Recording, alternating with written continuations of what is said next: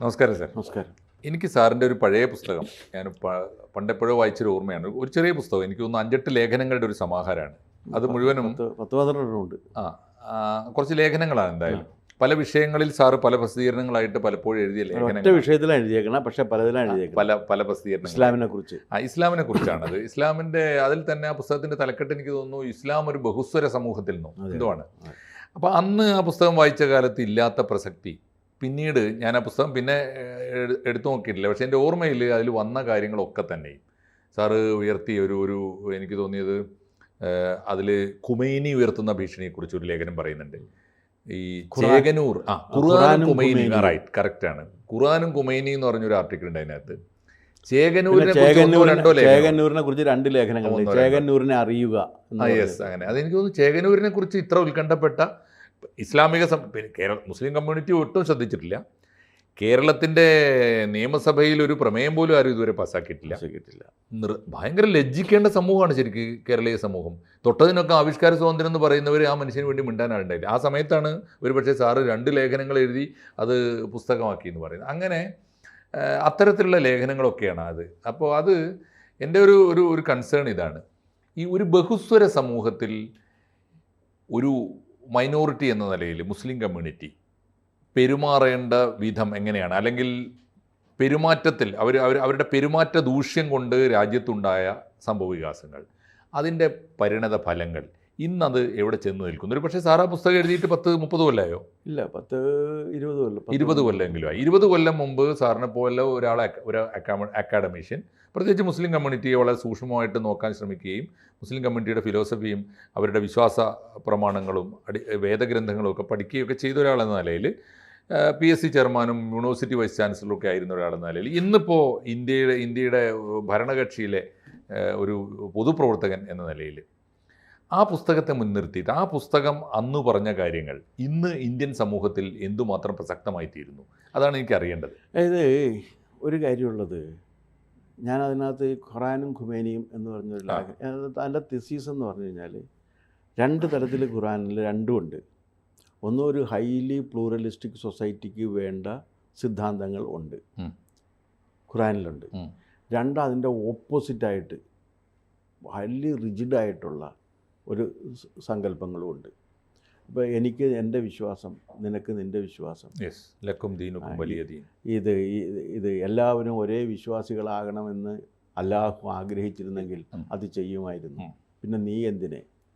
പിന്നെ അവനത് ചെയ്യുന്നില്ല എന്ന് നബിയോട് പറയുമ്പോൾ നബി ഇങ്ങനെ ഇരിക്കുന്ന സമയത്ത് പറയുന്നുണ്ട്, ഒരു മനുഷ്യൻ്റെ ഉത്തരവാദിത്വവും നാം നിന്നെ ഏൽപ്പിച്ചിട്ടില്ല. ഇങ്ങനെ വളരെ തീർത്തും ജനാധിപത്യത്തിൻ്റെ രീതിയിലുള്ള, അല്ലെങ്കിൽ ഒരു ബഹുസ്വരത സമൂഹത്തിൽ ഈ ഇസ്ലാമിനെ പ്ലേസ് ചെയ്യേണ്ട സിദ്ധാന്തങ്ങൾ ഒരു വശത്തുണ്ട്. മറുവശത്ത് ജൂതനെയും ക്രിസ്ത്യാനിയെയും എവിടെ കണ്ടാലും കൊല്ലണം, സ്ത്രീ ഇതാണ് ഇത് ഫീൽഡാണ്, കൃഷിയിടമാണ്, എപ്പോൾ പോകണം നീ പോയി കൃഷി ചെയ്തോ, ഇങ്ങനെ തുടങ്ങിയിട്ടുള്ള ഇതിനെതിരായിട്ടുള്ള കാര്യങ്ങളും ഉണ്ട്. അപ്പോൾ ഇത് വരുമ്പോഴുള്ളൊരു പ്രശ്നം എന്ന് വെച്ചാൽ ഏതിന് പ്രാമുഖ്യം എന്നൊരു ചോദ്യം വരും.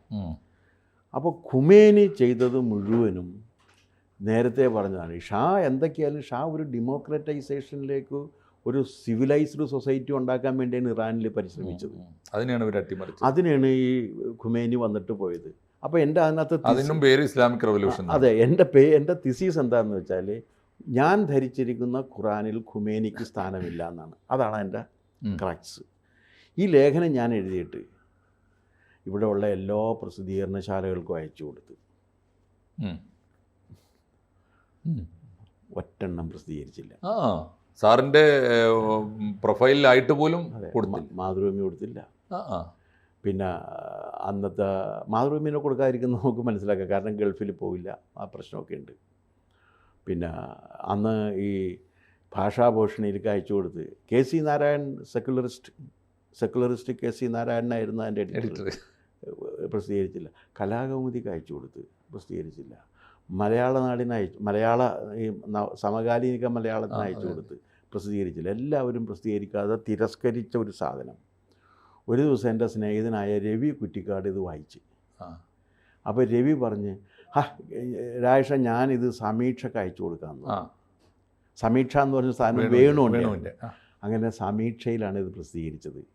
2 കൊല്ലം ദീർഘമായിട്ട് അത് സംബന്ധിച്ച ചർച്ച നടന്നു. ഓ, ഈ പേപ്പറിനെ ബേസ് ചെയ്ത് ഇതിനെ ബേസ് ചെയ്തിട്ട് എന്നെ വിമർശിച്ചുകൊണ്ട് എഴുതുകയും ഒരു 6 എണ്ണം എഴുതി കഴിയുമ്പോഴേക്കും ഞാൻ അതിനൊരു മറുപടി എഴുതും. അങ്ങനെ ഞങ്ങൾ 2 കൊല്ലം അതിനകത്ത് പോയി. അവസാനം പിന്നെ വേണു ആ ചർച്ച പര്യവസാനിപ്പിച്ചു. അങ്ങനെയാണ് അത് തീരുന്നത്. പക്ഷെ എന്നാലും ഞാനത് വ്യക്തിപരമായിട്ടുള്ള ആരോപണങ്ങൾ മാറ്റിവെച്ച് കഴിഞ്ഞാൽ ബാക്കിയുള്ളതിനൊക്കെ ക്രിയേറ്റീവായിരുന്നു വിമർശനം. വളരെ അല്ല, അവരുടെ ഒരു നിലപാടിൽ നിന്നുകൊണ്ടാണ് പ്രധാനമായിട്ടും അത് ഉന്നയിച്ചത് മുഴുവനും എന്ന് വെച്ച് കഴിഞ്ഞാൽ ഇവരായിരുന്നു, ജമാഅത്തെ ഇസ്ലാമിയിൽപ്പെട്ടതായിരുന്നു. കുറേ പേരൊക്കെ ആയിരുന്നു അതിനകത്ത് വന്നിട്ടുള്ള. അവരുടെയൊക്കെ പേര് വിവരം ഞാനിപ്പോൾ ഓർക്കുന്നില്ല. എൻ്റെ കയ്യിലുണ്ട്, അതിൻ്റെയൊക്കെ രേഖകളുണ്ട്. അപ്പോൾ അത് വന്ന് അത് കഴിഞ്ഞപ്പോഴാണ് ഇതിൻ്റെ ഓരോ കാര്യങ്ങളും ഞാൻ എടുത്ത് പരിശോധിച്ചത്. അപ്പോഴാണ് ചേകന്നൂർ ഒരു ഒറിജിനൽ ഫിലോസഫറാണ്. മലയാളത്തിലുണ്ടായേക്കുന്ന ഒരു ഒറിജിനൽ ഫിലോസഫറാണ് ചേകന്നൂർ മൗലവി. ഞാൻ അതിലങ്ങനെയാണ് കാണുന്നത്. എൻ്റെ സബ്ജക്റ്റ് ഫിലോസഫി ആയതുകൊണ്ട്. കാരണം ഖുറാനിൽ ഒരു പ്ലൂറലിസ്റ്റിക് സൊസൈറ്റി ഉണ്ട് എന്നും അതാണ് ഖുറാൻ്റെ മുഖ്യ പ്രമേയമെന്നും ആ പ്രമേയത്തെ മുൻനിർത്തി വേണം ഖുറാൻ വ്യാഖ്യാനിക്കാൻ എന്നും പറഞ്ഞ കക്ഷി ഒരേ ഒരാൾ ചേകന്നൂർ. ഒരു കൗതുകം ഞാൻ പറയട്ടെ, ചേകന്നൂരിനെ വേണ്ടി സംസാരിക്കുന്നവരൊന്നും ചേകന്നൂരിൻ്റെ ഐഡിയോളജിയും ചേകന്നൂരിൻ്റെ ആശയങ്ങളെയും എൻഡോസ് ചെയ്യാറില്ല.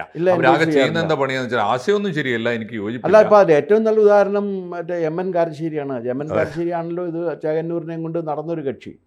ചേകന്നൂരിൻ്റെ ചോരെന്ന മറ്റോ പറഞ്ഞ ഒരു പുസ്തകം എഴുതിയിട്ടുള്ള ഒരു കക്ഷിയാണ്.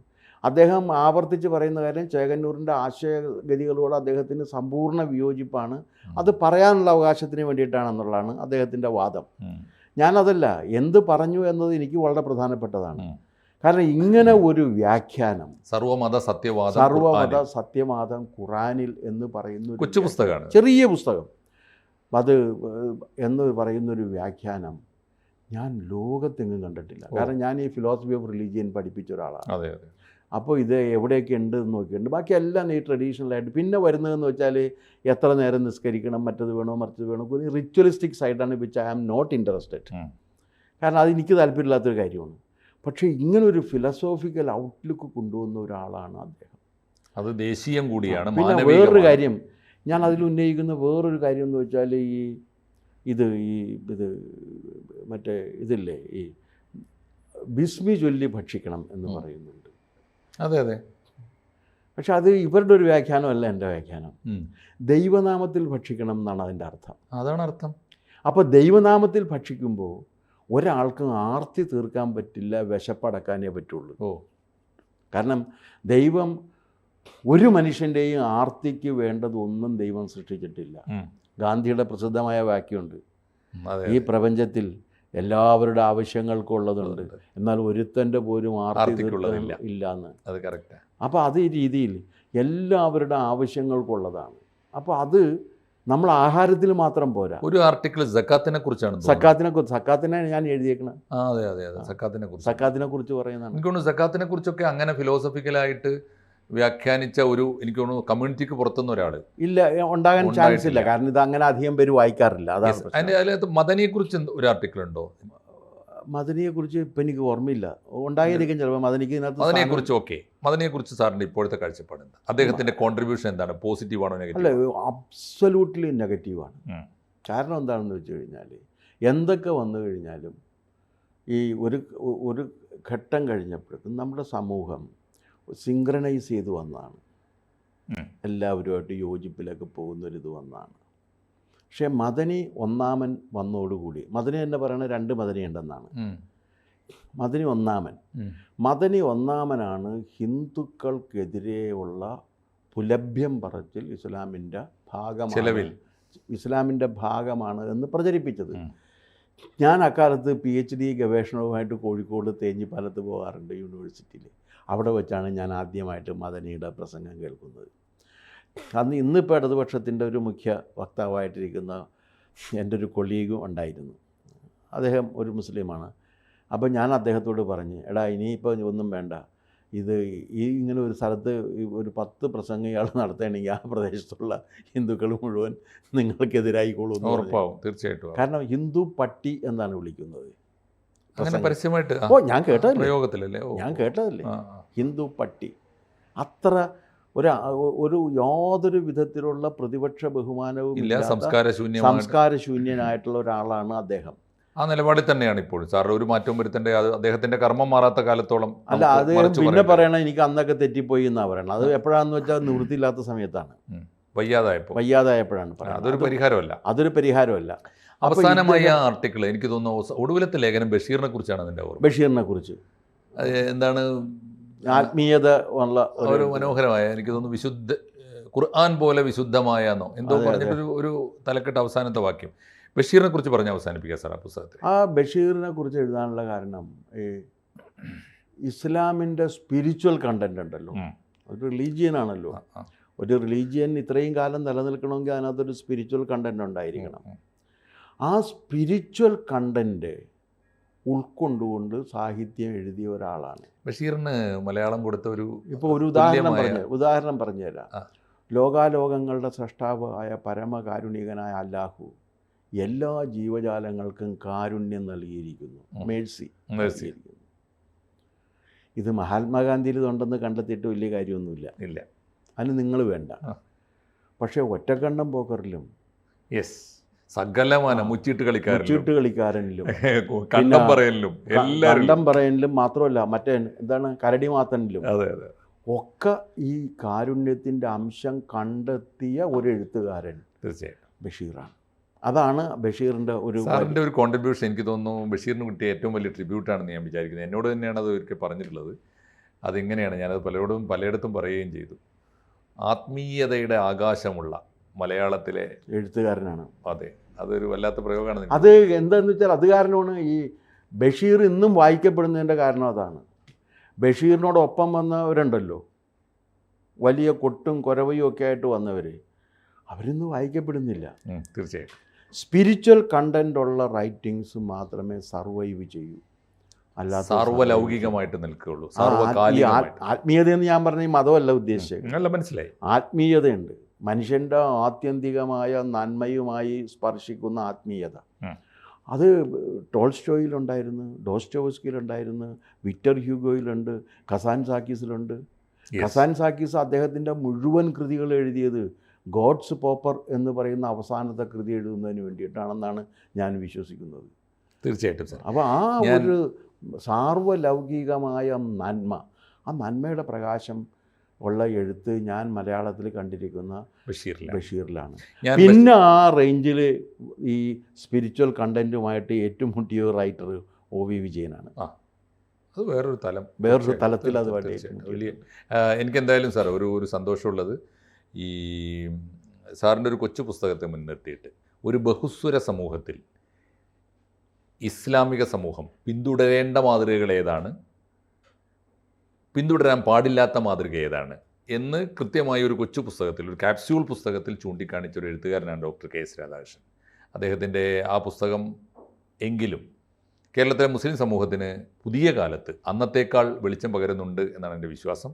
അത് വായിക്കാൻ, അതൊരിക്കൽ കൂടി എടുത്ത് വായിക്കാൻ, വായിക്കാത്തവർക്ക് അത് തേടിപ്പിടിച്ച് വായിക്കാൻ ഈ ഒരു അഭിമുഖം പ്രേരണയാകട്ടെ എന്ന് ഞാൻ ആശംസിക്കുന്നു. സാറിന് ദീർഘായുസ്സും ആരോഗ്യവും നേരുന്നു. നന്ദി സാർ. കൂടുതൽ വാർത്തകളും വിശേഷങ്ങളും നിങ്ങളിലേക്ക് എത്താൻ ABC മലയാളം സബ്സ്ക്രൈബ് ചെയ്യുക, ബെൽ ബട്ടണും അമർത്തുക.